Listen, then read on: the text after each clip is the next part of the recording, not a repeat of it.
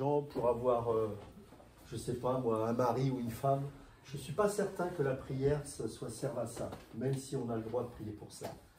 Mais je crois que la prière aussi est une adoration, une reconnaissance envers notre Dieu. Et c'est aussi le moment de se dire, je sais que quoi qu'il arrive, tu seras avec moi. C'est ça le plus important. Et la prière, c'est pas comme on fait les courses. La prière, c'est une histoire, une relation d'amour entre ce Dieu incroyablement bon et les pécheurs comme nous. Et c'est vraiment une reconnaissance pour nous. Et je crois que ces temps, n'ayez pas peur, n'ayez pas crainte. Notre foi, elle nous a été donnée par Dieu, donc elle ne défaillera point. Mais par contre, elle va être éprouvée et elle va être purifiée. Les scories vont être enlevées jour après jour. Et ce qui fait que vous allez être étonnés de voir ce qui va sortir de votre vie. Pourquoi? Parce qu'il est le garant de votre foi. Et on va aborder un peu ce sujet, mais avant, je voudrais déjà honorer les personnes qui viennent pour la première fois. Alors, je vois un beau couple ici présent. Si vous pouvez vous présenter, qu'on vous accueille. Je m'appelle Saïli. Saïli, d'accord. Voilà. J'ai l'invitation de partenaires. D'accord. Voilà, je me présente. Ben, soyez la bienvenue. Merci. Je m'appelle Francisco et je suis venu simplement l'accompagner. D'accord. Ben, bienvenue Francis. Merci. On est heureux de vous accueillir en tout cas. Soyez bénis. Quelques annonces également. Alors vous voyez qu'on a quelques modifs. On avance petit à petit. On a un peu plus de place maintenant. Et juste une annonce concernant le ménage. Alors je pensais qu'il y avait quelqu'un, mais en fait non. Donc je parle de celui qui louait la salle. Donc du coup, s'il y a quelques personnes qui doivent se proposer pour nous aider, surtout pour nettoyer la salle, et puis surtout pas les vestiaires, mais les toilettes, parce que j'ai vu que, voilà, moi je pensais que c'était fait, mais en fait il y a la poubelle est pleine, etc. Donc s'il y a des personnes qui veulent se proposer pour juste après le culte passer un petit coup, et voilà, ce serait super. Donc si vous êtes intéressés, vous venez nous voir, Ami et moi, après. Ok. Est-ce que j'ai d'autres annonces? Je vais l'oublier. Alors, on va parler de quelque chose. Bon, s'il y a une chose que j'aime partager, c'est ce sujet-là. Donc, j'ai vraiment, c'est toujours, même moi, je m'édifie quand je le partage, parce que je sais que beaucoup de chrétiens sont malheureux à cause d'une mauvaise compréhension de ce qu'est le salut. On va parler de la persévérance des saints. Donc la persévérance des saints, alors c'est une doctrine qui est peut-être une des doctrines les plus importantes de la foi protestante réformée. Et bien sûr, la persévérance des saints, tiens, qu'est-ce que ça veut dire d'après vous, la persévérance des saints? Est-ce que ça vous parle? Persévérer dans la foi. Non. Enfin, oui, si tu prends mot à mot, ça veut dire ça, mais en fait, ça ne veut pas dire ça. D'accord. Est-ce que vous avez une idée? Tu réponds pas, Alexandre. Est-ce que ça vous... Persévérer dans la sanctification. Je dis pareil que toi. Alors, c'est un peu la même chose que ce qu'a dit Solange. Alors, oui, évidemment, la phrase veut dire ça, mais doctrinalement, c'est pas ça, en fait, le sujet. Enfin, ce que tu dis, ça en découle. Mais c'est de savoir comment on se sanctifie, en fait, quelque part. C'est une doctrine qui est la base de la... En fait, qu'est-ce qui fait la différence entre le protestantisme réformé et l'Église catholique? C'est particulièrement sur ces sujets-là, qui sont très sensibles, et il y a vraiment une grande différence. Ok, c'est très simple. La persévérance, c'est une doctrine qui est liée à l'assurance du salut. C'est-à-dire que tous ceux qui sont destinés à être sauvés, non seulement seront sauvés, mais ne perdront pas leur salut. Pourquoi? Parce que c'est Dieu qui est le garant de notre salut. De la même manière que nous sommes nés de nouveau par le miracle de Dieu, parce que cela ne vient pas de nous, et bien de la même manière, la sanctification, c'est quelque chose dont Dieu est le garant lui-même dans notre vie. Et ça, c'est important parce que très souvent, on a une notion de la croyance chrétienne un peu basée sur à moitié la grâce, à moitié les œuvres. C'est-à-dire, je suis sauvé, mais attention, si jamais il y a un écart, ça sent la difficulté là. Et tu vas perdre ton salut. Alors en fait, c'est une très mauvaise compréhension de la doctrine. Et il y a même certains versets qui laisseraient croire qu'on pourrait perdre notre salut à force d'entêtement et de désobéissance. Et en fait, on va parler de tout ça. Et on va aussi essayer de comprendre la signification de ces versets qui nous disent et qui nous avertissent, parce qu'ils sont là, ces versets, il faut bien les comprendre. Si tu fais ceci, tu seras béni, mais si tu ne fais pas cela, il va t'arriver telle ou telle chose. Donc on va essayer de comprendre qu'est-ce que cela veut dire pour nous. Ça veut dire que si on s'écarte du droit chemin, on va perdre notre salut. Est-ce que c'est vraiment ça le sens de tous ces versets? Il y a plein d'autres versets comme ça qui nous parlent, notamment dans le livre d'Hébreux, qu'il est impossible pour ceux qui ont goûté à la foi de revenir à la repentance. Donc on va expliquer tout ça parce que, bien sûr, c'est le contexte qui va nous faire comprendre la signification de ces versets. Alors, bien comprise, et c'est pour ça qu'elle est importante, cette doctrine, et je pense que tous les chrétiens doivent être au fait sur ce sujet. Pas un chrétien ne doit repartir d'ici sans avoir cette assurance de son salut et de savoir, de comprendre la doctrine de la persévérance des saints. Pourquoi? Parce que, et pour répondre à vos deux réponses, enfin, sinon, ce n'est pas des questions que vous avez posées, mais quelque part il y a une question derrière, c'est, puisque vous abordiez le sujet de la sanctification, c'est que le meilleur moyen de se sanctifier, c'est de se savoir définitivement sauvé. C'est la base. Vous ne pourrez pas vous sanctifier si vous n'avez pas la compréhension du salut. Parce qu'à chaque fois, l'échec va vous revenir en pleine face et c'est l'accusateur des frères qui va prendre la place. Et n'oubliez pas qu'il est accusateur de gens qui sont graciés. D'accord? Donc, il peut vous accuser, mais ça ne sert à rien puisque l'acte a été proclamé, gracié, sauvé, racheté, sanctifié, pardonné, adopté, réconcilié. Point barre. Donc, il peut vous accuser, mais il ne peut que vous accuser. Il ne pourra jamais vous condamner. Pourquoi? Parce que l'acte a été établi à la croix, et c'est pour ça que Paul dira que désormais, il n'y a plus aucune condamnation pour ceux qui sont en Jésus-Christ. Donc, même si le diable vous accuse, vous n'êtes plus sous la condamnation. Et c'est ça qui va vous booster. Quand on élève des enfants, c'est pas en leur disant à quel point ils ont fait des bêtises, sans arrêt, qu'ils vont pouvoir grandir. Pourquoi? Parce qu'à force de répéter les choses négatives, ça va rentrer dans leur identité et ils vont se croire mauvais. Ils vont se dire de toute façon, à quoi bon faire des bonnes choses, puisqu'à chaque fois, tu répètes sans cesse que je ne suis pas capable de faire mieux que cela. Et c'est pour ça que vous avez souvent des enfants qui viennent d'un bon milieu et qui deviennent des délinquants. Pourquoi? Parce que dans leur éducation, malheureusement, on a mis l'emphase sans arrêt sur ce qui était négatif. Ils se sont dit, bah, perdu pour perdu, autant y aller à fond. Et donc c'est un peu comme nous. Imaginez ce Dieu qui, à la moindre tentation ou moindre regard qui se perd, ça y est, c'est fini. Je me rappelle, il y avait une conférence avec Wilkerson il y a des années de ça, il était venu en France. Et son fils avait témoigné, parce que Wilkerson, croyant à la paix du salut, et son fils disait, mais j'étais tellement imprégné de cette doctrine que quand je sortais de l'église, à peine j'avais porté un regard sur un pied ou sur une petite jupe un peu trop courte, c'est fini, j'allais en enfer. Et en fait, le problème, c'est qu'il en souffrait parce qu'il luttait en permanence avec ça. Et le jour où il a compris cette doctrine, il a été libéré de ces choses. Pourquoi? Parce que son regard n'a plus jamais mis l'emphase sur la loi, mais sur la grâce. En fait, c'est ça le problème. Si vous croyez en la paix du salut, vous êtes focalisé sur le risque que vous avez de tomber. Donc ça va devenir votre Dieu. Attention, il ne faut pas que je fasse ça. Alors que vous devriez dire, gloire à Dieu, je ne fais plus ça. Vous voyez la différence? Donc cette doctrine, elle est capitale. Et mon souhait ce matin, bien que c'est une doctrine qui demande à être prêchée, repréchée encore, à être méditée encore, j'aimerais au moins qu'en sortant de là, vous puissiez en connaître les principes, les fondements, on va dire, de cette doctrine de persévérance des saints. Donc elle est très réconfortante pour nous, mais il ne faut pas entendre le sens ni mal l'interpréter.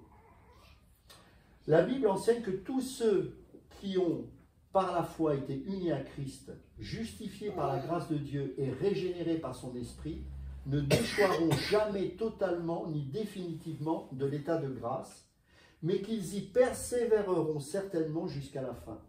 C'est ça la doctrine de la persévérance des saints. Cela ne veut pas dire que tous ceux qui professent être sauvés seront sauvés éternellement. Ce n'est pas la même chose. Cela ne veut pas non plus dire que ceux qui manifestent certains dons dans le service chrétien sont nécessairement sauvés éternellement. La doctrine de la sécurité éternelle ne s'applique qu'à ceux qui ont vécu une expérience de salut. C'est à propos de telles personnes qu'elle affirme qu'elles ne déchoiront jamais totalement ni définitivement de l'état de grâce. Cela n'équivaut pas à dire qu'elles ne retombent jamais dans le péché, bien évidemment, et qu'elles ne manqueront jamais de louer celui qui les a appelées des ténèbres à son admirable lumière. Cela signifie simplement qu'elles ne déchoiront jamais totalement de l'état de grâce dans lequel elles sont entrées et qu'elles ne manqueront pas de revenir finalement de leur rechute dans le péché. Voilà déjà la définition qu'on a posée, qu'on a fixée là sur la doctrine de la persévérance des saints. Est-ce que c'est clair déjà ça? En préambule, ça va? Si tu peux expliquer ce que tu as lu. D'accord, ok. Qu'est-ce que ça veut dire? Ça ne veut pas dire que pour autant, c'est une licence pour le péché. Parce que beaucoup de gens pourraient croire que, ah, ben alors, c'est trop facile, puisque de toute façon, tu es sauvé, donc tu peux faire n'importe quoi. Non. Et si vous voyez des personnes qui se disent chrétiens et qui font n'importe quoi, ce n'est pas forcément des chrétiens, dans le sens où ils ne sont pas forcément nés de nouveau. Et c'est là où on va développer tout à l'heure comment faire la différence. C'est-à-dire que beaucoup de gens, et c'est ça qui trouble les autres, en disant, mais je ne comprends pas, celui-ci, celui chrétien, mais là il est tombé, il fait n'importe quoi, il ne revient plus. Mais en fait, a-t-il déjà été chrétien? C'est ça qu'on va développer. Certains vont dire, non, il a perdu son salut. Mais la Bible, et vous verrez dans les Écritures, déclare qu'ils n'ont jamais été chrétiens. Vous avez plein d'exemples dans la Bible de gens qui ont même été aux côtés de Jésus, mais qui n'étaient pas sauvés. Il y en a un parmi, en plus, les 12 disciples. Judas.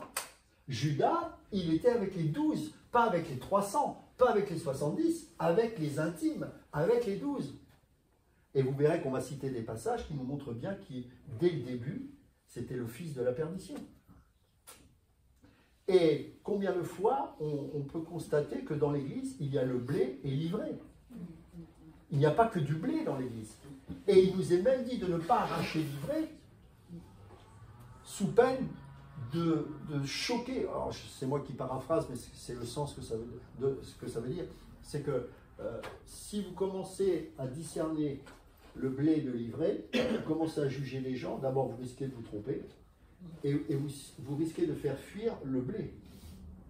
C'est pour ça que c'est à Dieu de juger ces choses. D'accord? Et c'est à leurs fruits que nous les reconnaîtrons. C'est-à-dire que le salut ne peut se voir réellement qu'au travers des fruits que nous manifestons. Mais quelqu'un peut faire illusion d'être chrétien pendant 5 ans, 10 ans, 15 ans, 20 ans et ne l'avoir jamais été. C'est ça la différence. Parce que quelqu'un qui est véritablement élu, il se sait garder. C'est-à-dire que parfois il va tomber, ça c'est sûr. Mais il sentira la main de Dieu qui va le corriger, qui va le punir sévèrement. Il va revenir avec peut-être une jambe en moins, mais il va revenir. Et ça, c'est la marque de celui qui appartient à son maître. Vous voyez? C'est ça la différence. Ça va? C'est bon? Ok.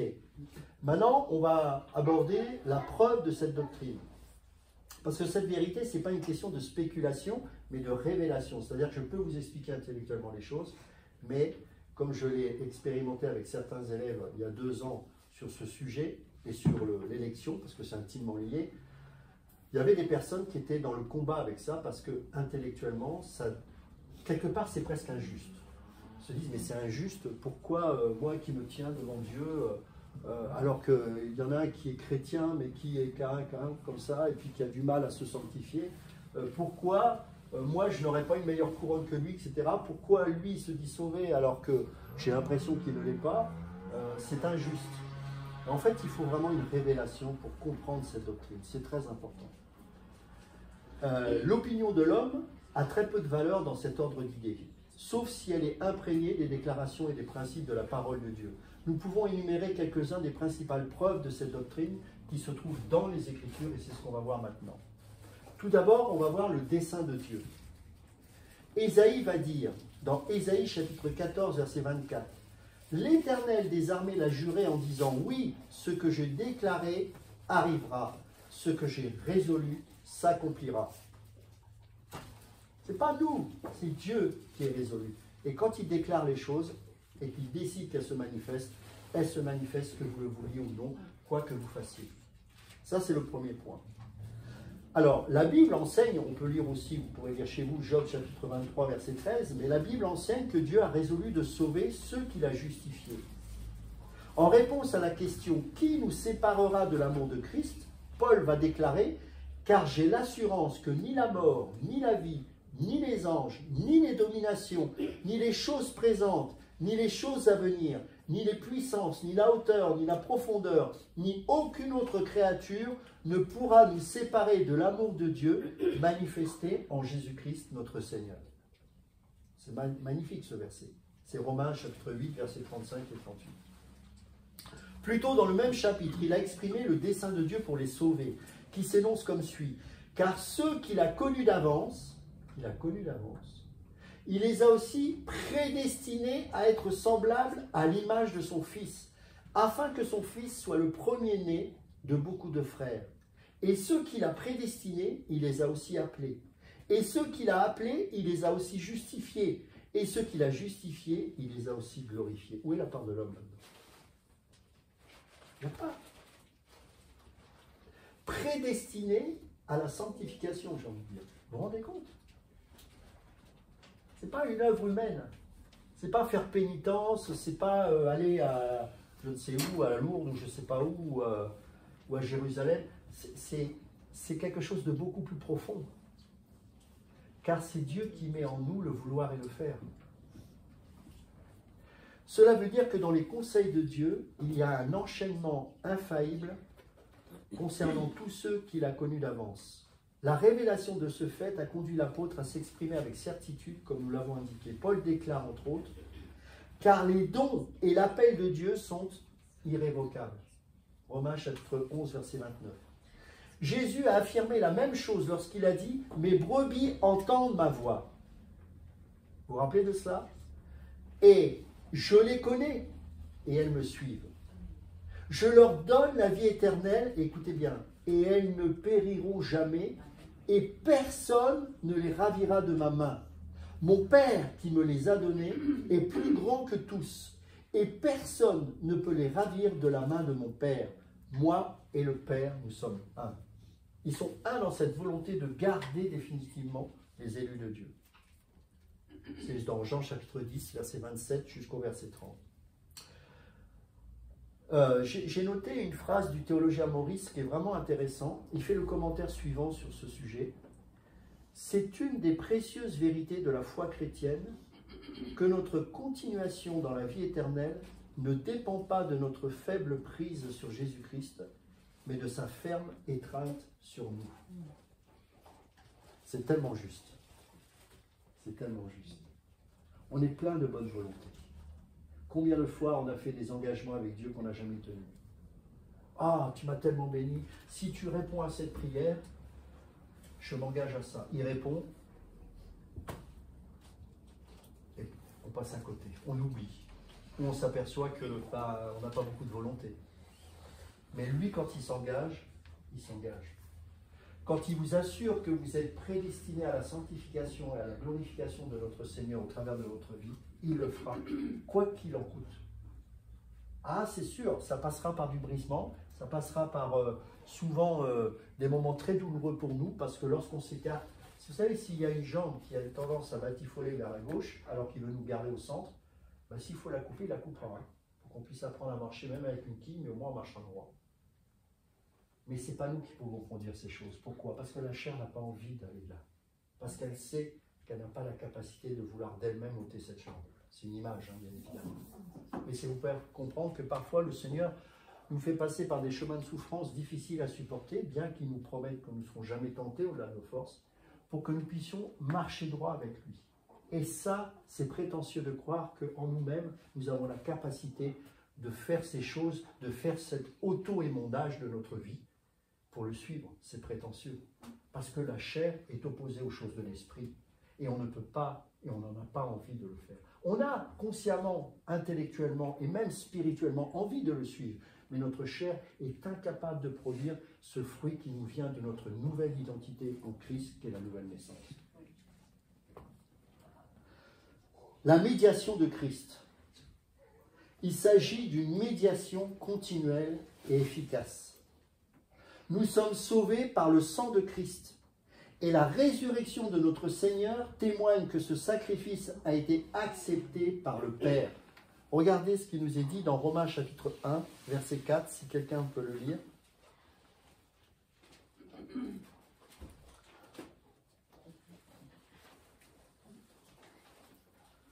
Romains chapitre 1, verset 4.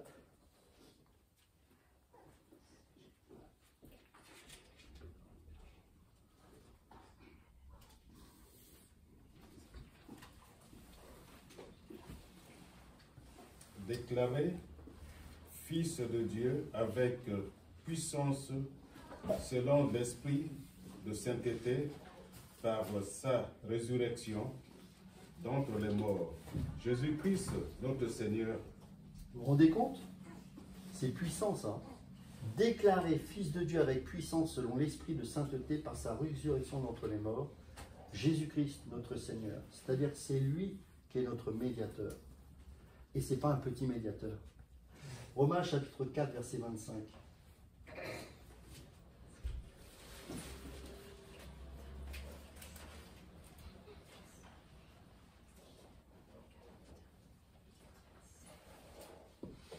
Si vous l'avez, vous pouvez le lire. Lequel a été livré pour nos offenses et ressuscité pour notre justification. C'est clair, hein? Lequel a été livré pour nos offenses et est ressuscité pour notre justification. Alors, la question qu'on doit se poser, c'est est-ce que son œuvre est perpétuellement efficace? Paul dit, « Mais Dieu prouve son amour envers nous, en ce que lorsque nous étions encore pécheurs, Christ est mort pour nous. » Et regardez la suite. « À plus forte raison donc, maintenant que nous sommes justifiés par son sang, serons-nous sauvés par lui de la colère. Car si, lorsque nous étions ennemis, nous avons été réconciliés avec Dieu par la mort de son Fils, à plus forte raison, étant réconciliés, serons-nous sauvés par sa vie. » C'est clair. Romains chapitre 5, verset 8 à 10. Son ministère actuel est efficace pour nous garder sauvés, comme son œuvre passée a été efficace pour nous sauver en premier lieu. Vous comprenez? L'auteur de l'Épître aux Hébreux a écrit, dans Hébreux chapitre 7, verset 25, « C'est aussi pour cela qu'il peut sauver parfaitement ceux qui s'approchent de Dieu par lui, étant toujours vivant pour intercéder en leur faveur. » Ça, c'est quelque chose d'extraordinaire. De savoir que, quoi que je fasse, en permanence, vous avez le Fils de Dieu au ciel qui intercède pour nous auprès du Père. Quelle sécurité! Quelle sécurité! En permanence, je peux marcher avec Dieu et je sais qu'il intercède. C'est notre force, mes amis. Dans Jean chapitre 17, Jésus a prié, entre autres choses, que le Père garde ceux qui croient, afin qu'ils puissent jouir des bénédictions de la communion éternelle avec lui. La prière de Christ ne restera certainement pas sans réponse. Christ est présentement à la droite de Dieu et il intercède pour nous. Non content de cela, mais notre Seigneur a cette capacité de nous garder. C'est une chose de vouloir garder en sécurité, c'en est une autre d'être capable de le faire. Dieu est présenté comme ayant les qualités requises sous ces deux rapports. Paul affirme dans Philippiens chapitre 1 verset 6, « Je suis persuadé que celui qui a commencé en vous cette bonne œuvre, c'est quoi la suite? La rendra parfaite. Exactement. La rendra parfaite pour, rappelez-vous, le jour de Jésus-Christ, c'est-à-dire le jour de son retour. C'est-à-dire que vous n'allez pas arriver en live, ah mince, j'ai raté l'arrivée. Non, non, non. Non, non. Il vous garde jusqu'au jour de son retour. C'est pas merveilleux, ça? En tout cas, moi, ça m'encourage. Hein. Et regardez ce qui est dit dans 2 Timothée, chapitre 1, verset 12. et je sais en qui j'ai cru. Et je suis persuadé qu'il a la puissance de garder mon dépôt jusqu'à ce jour. Waouh! La Bible parle en outre des croyants de la façon suivante. Ça, c'est pour moi les plus beaux versets qui nous parlent bien que la foi n'est pas une œuvre et qu'elle nous a été donnée par Dieu. Regardez bien, 1 Pierre chapitre 1 verset 5. Vous qui, par la puissance de Dieu, écoutez bien, êtes gardés par la foi pour le salut, prêt à être révélé dans les derniers temps. Je répète ce verset. Vous qui, par la puissance de Dieu, êtes gardés par la foi pour le salut, prêt à être révélé dans les derniers temps. On va prendre Romains chapitre 16, verset 25.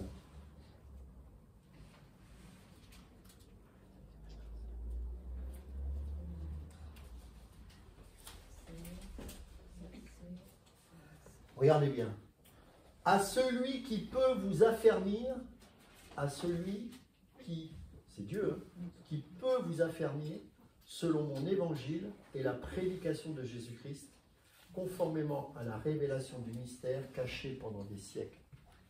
La grâce a été cachée de manière, en termes de connaissance, si vous voulez, même si elle a toujours été présente, y compris dans l'Ancienne Alliance.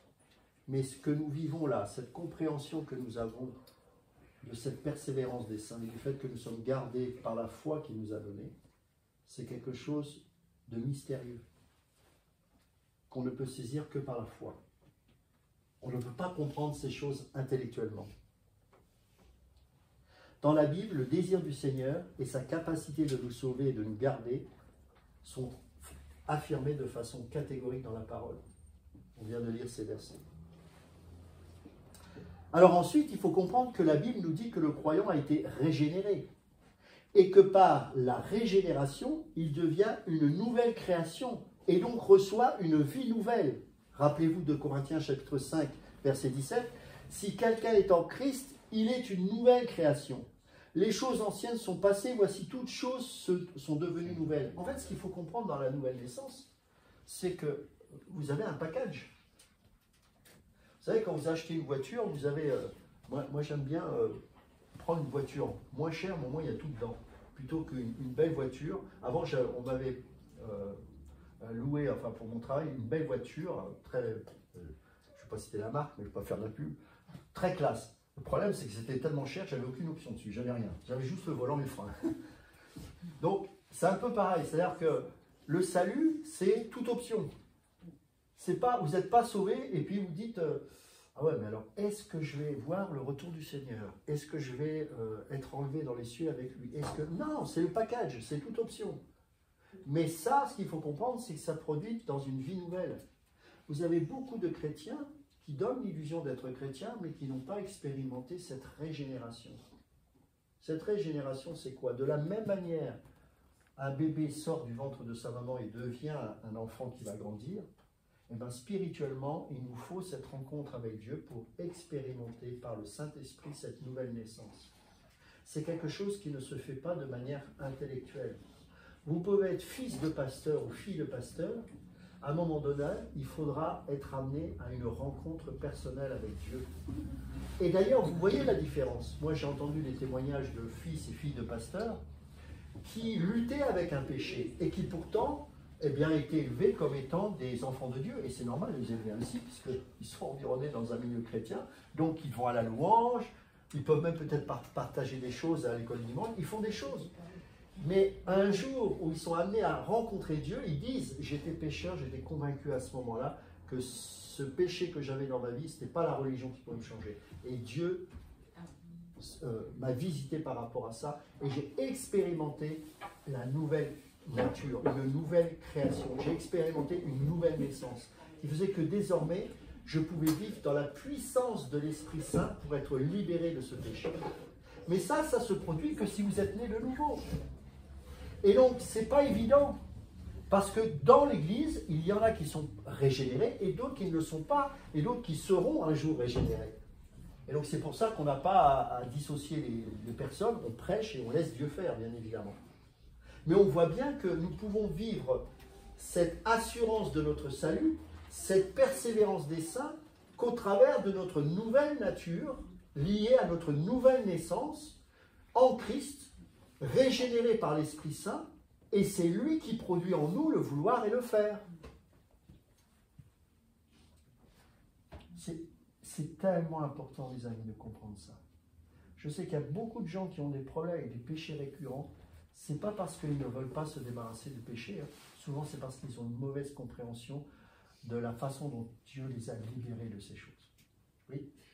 Quelle différence donc tu fais entre l'élection, le salut et la régénération? Parce que tu as dit dans l'Église, il y a des gens qui sont régénérés, Oui. et il y a des gens qui vont être Oui. régénérés. Oui. En fait, tu ne peux... Donc quand on est sauvé, on est régénéré. Comment Bien on sûr, va bien sûr. être régénéré? D'accord. Non, là, je dissociais. Je parlais des chrétiens qui sont des chrétiens qui ne le sont pas, en fait, qui n'ont pas encore expérimenté, tu vois, qui n'ont pas eu de conversion de chrétiens de culture. Par exemple, j'ai discuté, c'était dans le cadre de mon travail, on échangeait sur la foi, et puis on était là dans ma voiture, et puis je lui disais, bah, moi, je suis chrétien, voilà, j'aime le Seigneur, etc. Et il disait, moi aussi, en fait, je réalisais qu'il n'était pas chrétien dans le sens expérience. Il n'avait pas rencontré le Seigneur. Il était protestant depuis 4 générations, il en était fier. Donc il disait, moi je suis protestant, mais en fait, en lui, il n'y avait pas la vie de Dieu. Donc ces gens-là, imagine qu'ils vont dans une église. Certains sont appelés à être sauvés. Certains vont être appelés à rencontrer, à expérimenter la nouvelle naissance. D'autres pas. Mais ça, c'est pas à moi d'en juger. Mais ce que je veux dire par là, c'est que cette nouvelle, cette compréhension de doctrine de la persévérance des saints ne peut se produire qu'au travers de quelqu'un qui est né de nouveau. La religion ne permet pas de comprendre ces choses-là et de les vivre pleinement. C'est ça que je veux dire. Maintenant, ce que tu dis, le lien entre l'élection, il y avait quoi, l'élection, le salut, en fait, tout ça, c'est la même chose. La régénération. C'est lié. La régénération te permet enfin de vivre ce à quoi tu étais appelé là. Ah oui, voilà. En fait, c'est ça. Mais sinon, ces choses-là sont... Oui, là, c'est expliqué. Okay. Oui. Ça permet de comprendre ces choses, mais elles sont liées. Tu ne peux pas dissocier ces choses-là, évidemment.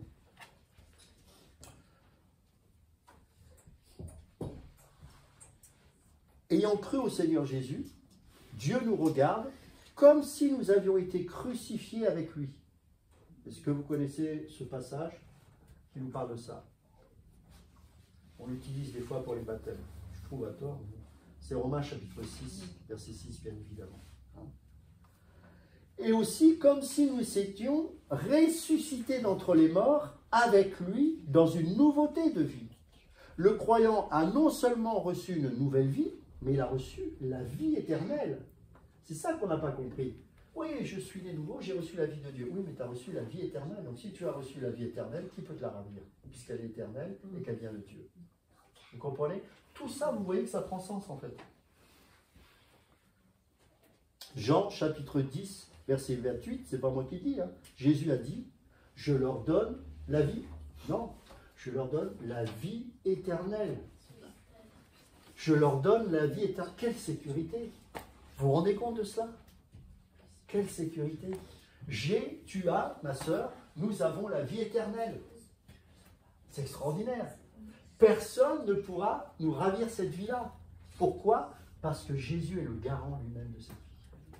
Et donc, plus vous allez connaître ce Jésus-là dans la parole, plus ça va raviver votre foi et développer votre capacité musculaire spirituelle, j'ai envie de dire. C'est-à-dire que vous allez être de plus en plus affûté sur l'assurance de votre salut. Pourquoi? On n'a pas besoin de connaître le diable. On n'a pas besoin de connaître la loi. On n'a pas besoin de connaître les travers des uns et des autres. On a besoin de renforcer notre nouvelle nature au travers de qui est ce Messie qui se porte garant de ma vie éternelle. Et plus vous allez le connaître, plus vos muscles spirituels vont se gonfler, non pas en étant plus fort que les autres, mais en disant « Seigneur, ta grâce est tellement puissante que je ne peux me remettre qu'entre tes mains. » Et c'est le but de la prédication, c'est de renforcer notre foi par les promesses de Dieu qui sont dans la parole. Plus on va connaître Christ, plus nous allons prendre conscience peut-être que nous ne sommes pas sauvés, pour certains, et pour d'autres, waouh, je vais peut-être arrêter de juger les autres et d'être religieux parce que je m'aperçois que c'est vraiment par ta grâce. Et je vais peut-être aussi arrêter d'essayer de performer parce qu'à chaque fois je suis fatigué. et de considérer ma sanctification non pas en termes de salut, mais en termes de fruits, et de comprendre que, eh bien, je dois me tourner vers Christ et lui dire à chaque instant, Seigneur, j'ai besoin de toi. Ma chair est encore tellement présente. J'ai besoin de manifester plus de fruits de ta part. Et il le fera. Parce que Dieu répond à ce genre de prière. Il a aussi dit, et comme Moïse éleva le serpent dans le désert, il faut de même que le Fils de l'homme soit élevé, afin que quiconque croit en lui ait la vie. Non, ait la vie éternelle. Jean chapitre 3, verset 14. Il dira encore, celui qui croit au Fils a la vie éternelle. Celui qui ne croit pas au Fils ne verra point la vie, mais la colère de Dieu demeure sur lui. Jean chapitre 3, verset 36. Un théologien dira ceci, il s'appelle Botner, mais bon, peu importe, je vais vous le citer parce que c'est très intéressant ce qu'il dit.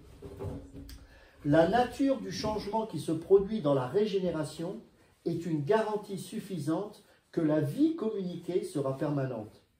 La régénération est un changement radical et surnaturel dans la nature même, par lequel l'âme devient vivante spirituellement, et la nouvelle vie qui est implantée est immortelle.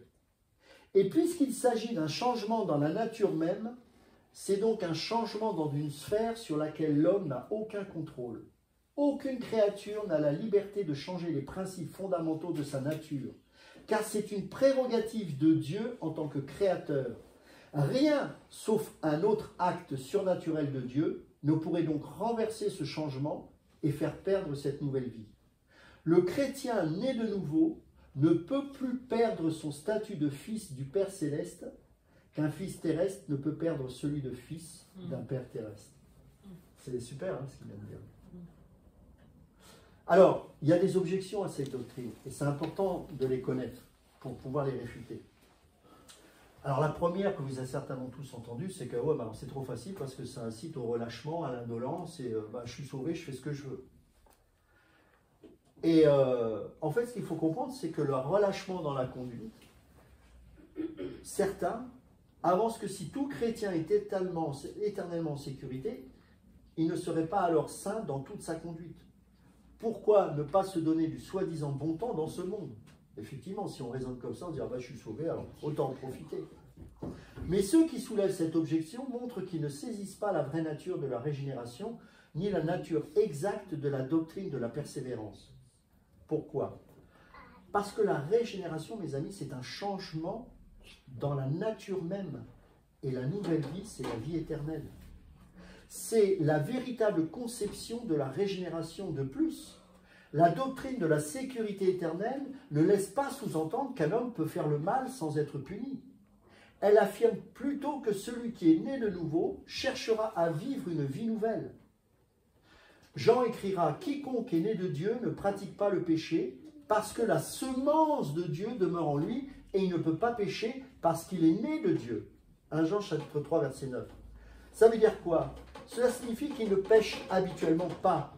Et il est certainement vrai que l'expérience de la nouvelle naissance est ici présentée comme produisant une vie victorieuse.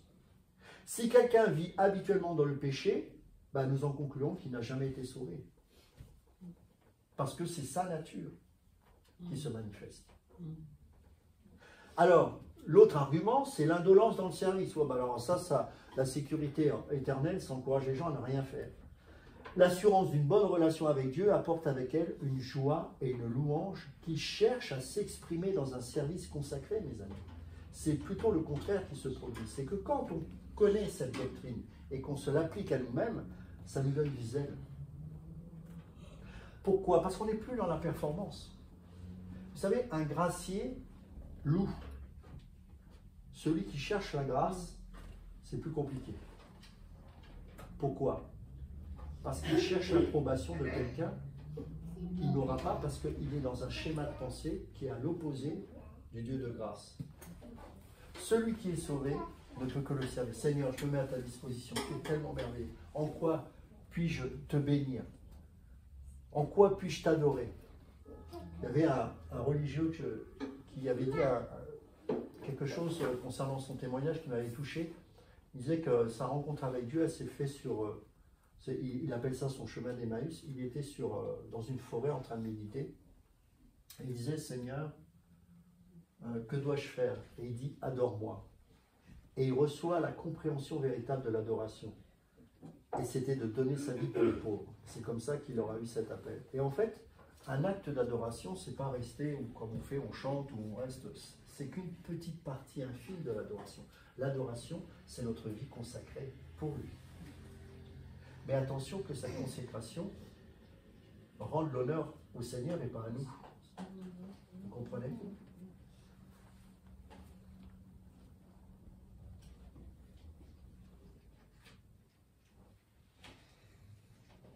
Tandis que l'âme, qui n'est jamais certaine de sa sécurité et craintive, est tiède, le croyant qui a l'assurance d'être éternellement en sécurité parce qu'il est gardé par Dieu est poussé à faire quelque chose pour les autres. Dans le service comme dans la conduite, regardez ce que dira Jésus dans Jean chapitre 10, verset 27. « Mes brebis entendent ma voix, je les connais et elles me suivent. » C'est naturel. Pour ceux qui ont vu les brebis avec les bergers, elles suivent. Il ne s'agit pas d'une exhortation, mais d'une déclaration de fait. Tous ces verbes sont au présent dans ce passage. Ces brebis entendent habituellement sa voix, s'il faut paraphraser. Il les connaît continuellement et elles le suivent habituellement. C'est comme ça qu'il faudrait traduire. Ce n'est pas à sa profession, mais à ses fruits que l'on reconnaît un homme. Matthieu chapitre 7, verset 16. Alors l'autre argument, c'est qu'elle prive l'homme de sa liberté. Alors là, la fameuse liberté, le fameux libre arbitre. On dit que l'enseignement de la sécurité éternelle fait de l'homme un automate, qu'on ne le perçoit plus comme ayant la possibilité de choisir. Mais un tel point de vue révèle une conception erronée de la liberté. La liberté n'est pas nécessairement la capacité de choisir entre le bien et le mal, mais la capacité de choisir le bien. Est-ce que vous savez que Dieu n'a pas de libre arbitre? Ouh là là. Il n'a pas de libre arbitre. Exactement. Il a la capacité que de faire du bien.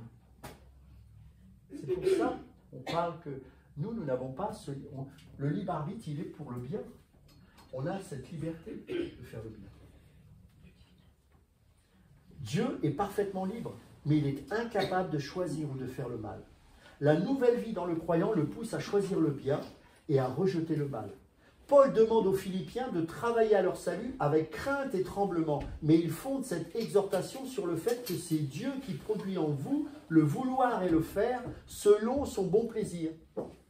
Philippiens chapitre 2, verset 13. La doctrine de la persévérance ne prive pas l'homme de sa liberté. Elle reconnaît plutôt que celui qui est sauvé a la liberté de faire ce qu'il devrait faire, liberté que celui qui n'est pas sauvé ne possède pas. Je vous ai peut-être pour certains raconté ce témoignage de mon ancien directeur de l'Institut théologique dans lequel j'étais formé. Il faisait une évangélisation dans le sud de la France. Et puis, il y a un monsieur qui s'approche. Il dit, ouais, mais vous n'êtes pas libres, les chrétiens. Il dit, pourquoi? Il dit, moi, je peux aller en boîte, je peux faire ce que je veux, mais vous êtes chrétien, alors vous n'avez pas le droit d'aller en boîte, etc. Et il dit, j'ai la liberté d'aller en boîte de nuit. Je peux y aller. Mais j'ai une telle liberté que j'ai la force de ne pas y aller. Mais par contre, je vais à l'église demain. Si tu veux, viens avec moi. Ah, et tu vois, tu n'as pas la puissance, tu n'as pas la force d'y aller. Moi, je peux aller là où tu vas habituellement. Mais j'ai aussi cette liberté de ne pas vouloir y aller. Mais j'ai aussi la liberté d'aller là où je vais aller demain. Et toi, tu n'as pas cette liberté. Vous voyez, c'est cette intelligence spirituelle que nous devons développer par la parole. Pourquoi? Pour amener les gens face à Dieu. Pour qu'ils puissent comprendre que c'est prétentieux de croire que nous pouvons faire par nous-mêmes nos choix, etc. C'est faux. C'est totalement faux. Le mal que je ne veux pas faire, je le fais. Et le bien que je voudrais faire, je ne parviens pas à le faire. Ce n'est pas moi qui le dis, c'est Paul dans Romains chapitre 7. Alors, certains disent aussi que les Écritures enseignent le contraire de ce que je vous dis. On dit que la Bible montre que certains hommes étaient sauvés, mais qu'ils ont fini par périr. Les exemples favoris, évidemment, sont toujours le même Saül dans l'Ancien Testament, et bien sûr Judas Iscariote dans le Nouveau Testament. Mais cela souligne seulement qu'il faut faire attention au jugement basé sur l'apparence extérieure. Dans la parabole du semeur, Le sol pierreux a rapidement fait germer la semence, mais la plante n'a vécu qu'un moment. Quand on surgit la persécution et la tribulation, eh ben, cette plante s'est vite desséchée. On voit ça dans Marc chapitre 4, verset 16. On peut dire la même chose des grains qui sont tombés parmi les épines. Il semblait y avoir là une vraie vie, mais les soucis de siècle, la séduction des richesses et l'invasion des autres convoitises ont étouffé la parole. Jésus a déclaré que ce ne sont pas tous ceux qui disent Seigneur, Seigneur qui entreront dans le royaume, même s'ils s'en vantent d'avoir prophétisé en son nom, d'avoir chassé des démons en son nom, ou d'avoir fait de grands miracles en son nom. Ces gens sont ceux qui n'ont que l'apparence d'avoir le don de Dieu. Luc chapitre 8, verset 18, vous pourrez lire. Seul celui qui connaît Jésus personnellement entrera dans le royaume. Jean se sert de l'argument de la continuation avec le peuple de Dieu comme preuve de la régénération et non de la continuation comme une preuve que ceux qui se séparent eux-mêmes ne font pas partie des régénérés. Rappelez-vous ce qu'il est dit dans 1 Jean chapitre 2 verset 19. Ils sont sortis du milieu de nous, mais ils n'étaient pas des nôtres. Car s'ils avaient été des nôtres, ils seraient demeurés avec nous. Mais cela est arrivé afin qu'il soit manifeste que tous ne sont pas des nôtres. Judas Iscario n'a sûrement jamais été sauvé. Après avoir lavé les pieds des disciples, Jésus a dit, « Celui qui est baigné n'a besoin que de se laver les pieds pour être entièrement pur. Et vous êtes purs, mais non pas tous. » Car il connaissait celui qui allait le livrer. C'est pourquoi il dit, « Vous n'êtes pas tous purs. » Jean chapitre 13, verset 10. Le bain avait rendu les disciples purs. Ils étaient tous purs, sauf Judas. Il est donc clair que Judas n'avait pas eu ce bain. Il était irrégénéré. Nous ne pouvons peut-être pas dire pourquoi Jésus a choisi et toléré en sa compagnie quelqu'un qui n'était pas sauvé, mais nous avons la déclaration de Christ lui-même à l'effet que c'était bel et bien le cas. Dans le cas de Saül, la Bible ne nous donne pas suffisamment d'informations pour établir sa relation avec Dieu. Mais de dire qu'il a perdu son salut, c'est aller au-delà de ce que les Écritures nous révèlent. D'autres nous disent que, attention, il y a de nombreux avertissements dans ce verset, dans différents versets qui nous montrent que nous avons intérêt à garder précieusement ce salut. On avance que la Bible enferme de nombreux avertissements, exhortations à l'intention de ceux qui sont sauvés. Se peut-il vraiment que ceux qui sont éternellement en sécurité aient encore besoin d'être mis en garde ? Quelle est la force de ces avertissements? Alors, souvent on va citer les mêmes passages, c'est Hébreux chapitre 6 et Hébreux chapitre 10. Je ne vais pas vous les lire, mais vous les reprendrez chez vous, je vais vous donner les références exactes. C'est Hébreux chapitre 6, versets 4 à 6 et Hébreux chapitre 10, versets 26 à 31. Alors, il semble que les personnes mentionnées dans ces versets étaient tentées de retourner au judaïsme. Ça, c'est le contexte du livre aux Hébreux. Elles étaient en train de perdre leur foi et leur confiance dans les promesses de l'Évangile et tourner de nouveau les yeux vers ce qu'elles avaient abandonné. Il est dangereux pour quelqu'un de s'engager activement dans les choses chrétiennes et avec des chrétiens sans passer en fait des ténèbres à la lumière et du royaume de Satan au royaume de Christ. Si une telle personne irrégénérée devait se détourner, ses chances de revenir seraient très minces. C'est ça le sens de ces passages. Pas question des chrétiens qui tombent et qui n'auraient plus la possibilité de revenir. Ce n'est pas du tout le sens. Et regardez ce qu'il est dit dans 2 Pierre chapitre 2, versets 20 à 22.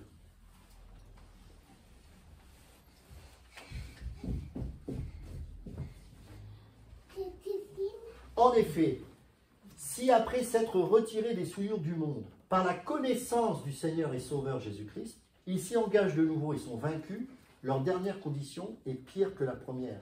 Car mieux va le pour eux, n'avoir pas connu la voie de la justice que de se détourner après l'avoir connu du saint commandement qui leur avait été donné. Il leur est arrivé ce que dit un proverbe vrai, le chien est retourné à ce qu'il avait vomi, et la truie lavée s'est vautrée dans le bourbier. C'est des gens qui ont suivi les enfants de la lumière et puis qui ensuite sont retournés dans les ténèbres.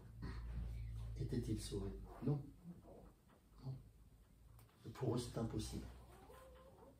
Parce qu'ils ont goûté. Comprenez? Alors, on continue. Un autre passage que l'on cite, c'est Matthieu chapitre 24, verset 13, où nous lisons « Mais celui qui persévérera jusqu'à la fin sera sauvé ». Alors ça m'étonne cette compréhension qu'on a du passage en rapport avec la perte du salut. Parce qu'en fait, on répond simplement que ce verset n'a rien à voir avec le principal argument. Si quelqu'un est sauvé, il persévérera. Et s'il n'est pas sauvé, il ne persévérera pas. C'est aussi simple que ça. S'il persévérera jusqu'à la fin, il sera ultimement sauvé. Autrement dit, ce verset indique la récompense de la persévérance. Il ne soulève pas du tout la question de savoir si quelqu'un qui est vraiment sauvé persévérera jusqu'à la fin. Vous comprenez ?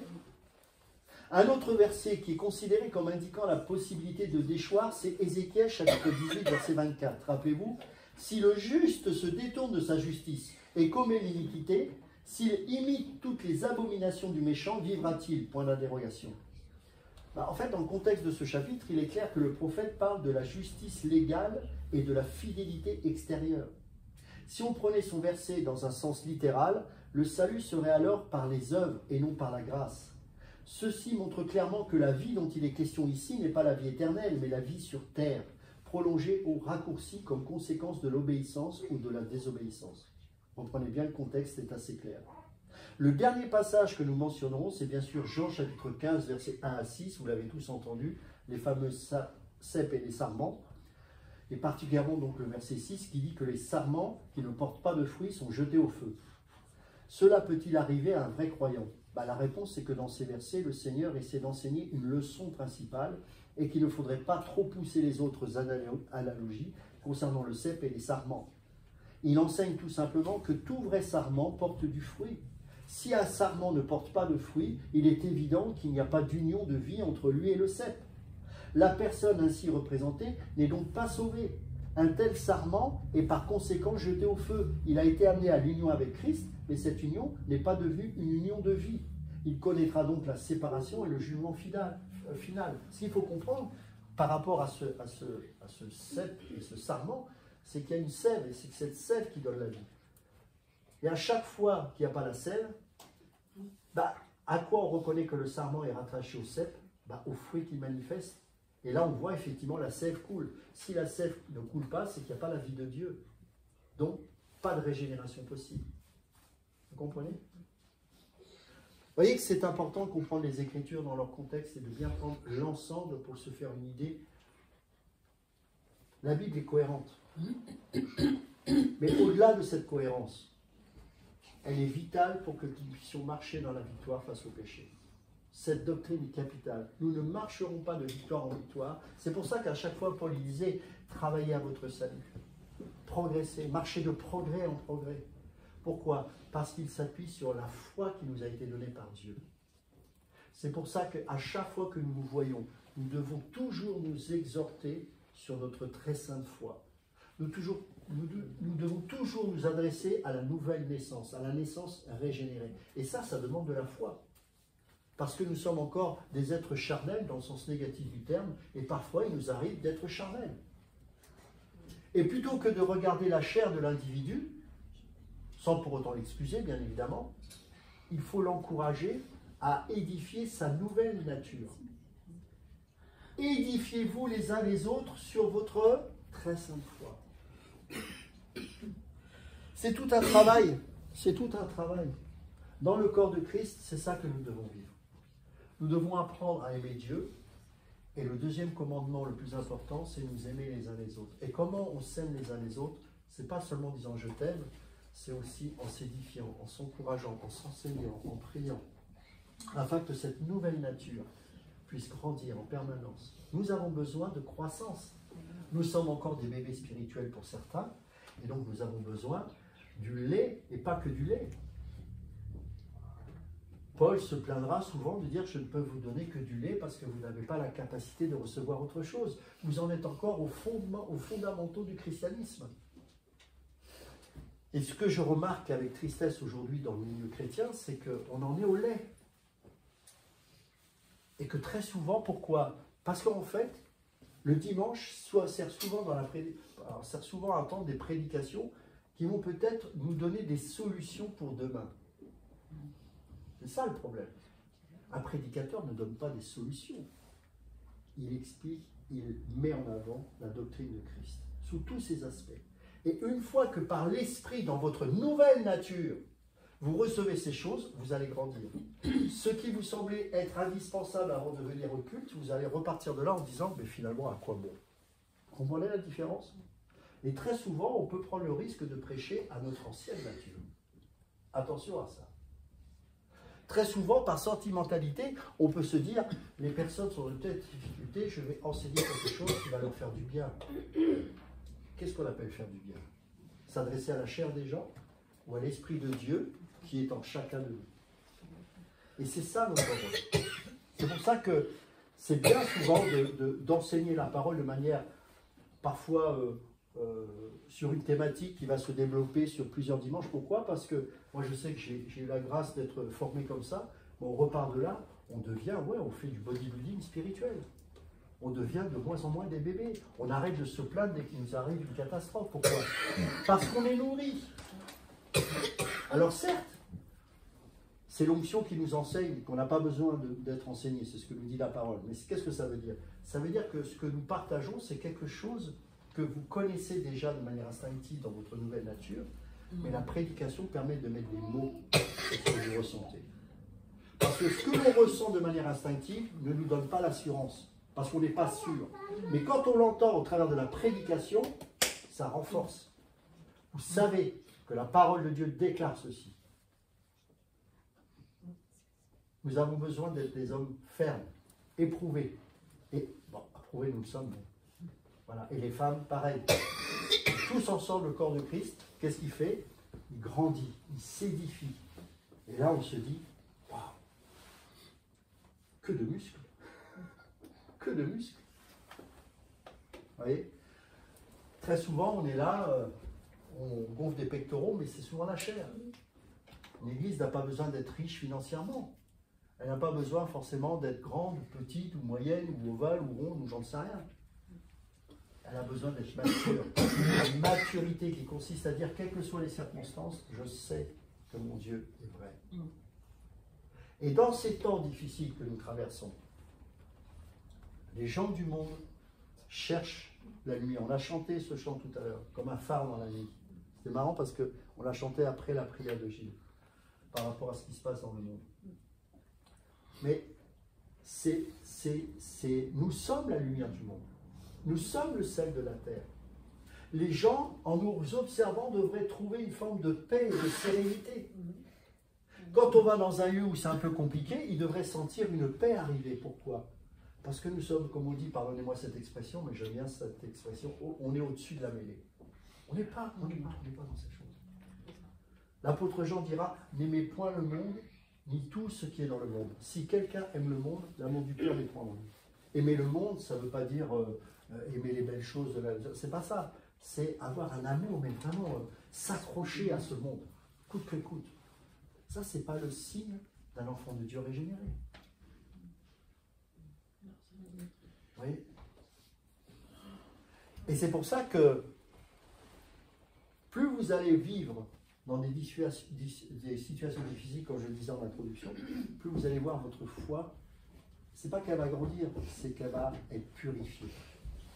Elle va être débarrassée de vos inquiétudes, de peut-être des stratagèmes qu'on peut entreprendre. Vous savez, on est tous un peu parfois faux. Voilà, je parle pour moi, mais enfin, quand je dis faux, c'est tordu, on va dire. On essaye de trouver une solution par nous-mêmes. Et après, paf, le Seigneur met une telle incapacité, une telle impossibilité de faire quoi que ce soit que, ah ben non, ça ne marche pas. Et là, on voit que la foi commence à être débarrassée de ces choses-là, de ces scories. Et là, elle devient de plus en plus pure. Et c'est pour ça que quand vous échangez avec des frères en Christ de l'Église persécutée, c'est pas qu'ils sont meilleurs que nous, hein, c'est que leur foi a été éprouvée. Tellement éprouvée qu'il en sort que la pureté de l'homme. Aujourd'hui, on voit Christ au travers de nous, mais de manière voilée. Trop voilée parfois. Mais petit à petit. Et c'est pour ça que vous n'avez pas à avoir peur. Tout ce qui se passe, ce n'est pas pour le monde, c'est pour l'Église. Pour la rendre pure. Et pour qu'on puisse voir clairement, non plus comme une ombre, mais comme une vraie personne. Christ en nous. Espérance de gloire. Dites-vous bien une chose pour conclure. Tout ce qui va arriver, tout ce qui arrivera de manière certaine, parce que Dieu a tout décrété depuis bien longtemps, ne sera pas là pour vous mettre le doute, mais pour purifier votre foi. Parce qu'il est bon. Certes, avec les yeux de la chair, c'est aïe, oui. Mais avec les yeux de l'esprit, c'est je me prépare. Vous comprenez? Est-ce que vous avez des questions, des commentaires par rapport à ce qu'on a partagé? Moi, j'ai deux Oui. commentaires. Je disais en fait que ceux qui croient à la perte du salut sont dans une certaine logique, parce que quand on pense qu'on a une part dans notre propre salut, c'est nous qui faisons le pas vers Dieu avant d'être sauvés. Finalement, c'est normal de croire qu'on peut Bien sûr. regresser. Bien sûr. Voilà, donc c'est une logique. Donc en fait, il faut simplement reconnaître qu'on n'a aucune part dans le salut. Exactement. Voilà, on n'a rien fait. C'est Exactement. Dieu qui nous a sauvés. Et je me souviens d'une amie qui, elle, croyait à la perte du salut. Elle était très effrayée. Et j'ai fait une analogie, bon, qui est imparfaite. Hein. J'ai pris l'exemple d'un pompier qui va et qui sauve quelqu'un de la noyade. Et tout le monde dit « Ah, il a sauvé ». Et à un moment donné, la personne recrache, elle vomit sur le pompier. Il n'est pas content parce qu'elle l'a sali. Il la prend, il va la remettre dans l'eau. Et la personne meurt. Est-ce qu'elle avait été sauvée réellement? Est-ce que quand on va écrire les articles dans les journaux, on dira le pompier l'avait sauvé et ensuite il a rejeté dans l'eau? Non, on dira que le pompier ne l'a pas sauvé. Ouais. Donc en fait, on ne peut pas être sauvé et désauvé. Ce n'est pas Exactement. possible. On est sauvé une fois pour toutes ou on ne l'est pas. Exactement. Mais c'est un bel exemple, une belle image. En plus, de toute façon, toutes les doctrines, quand tu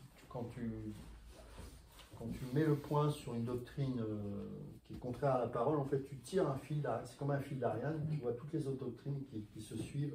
Et en fait, le point commun, c'est l'homme au milieu.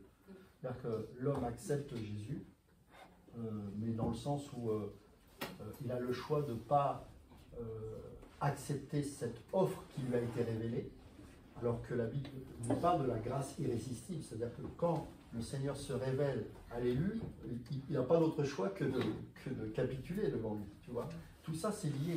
Parce que c'est les mêmes personnes qui croient en la perte du salut, etc., etc. Pourquoi? Parce que le point commun, c'est qu'il y a deux prédications. Il y a soit une prédication où, oui, Dieu sauve, mais, le oui, mais, c'est l'homme. Dieu nous encourage à la sanctification, mais si nous ne faisons pas les efforts nous-mêmes, on va perdre ce salut.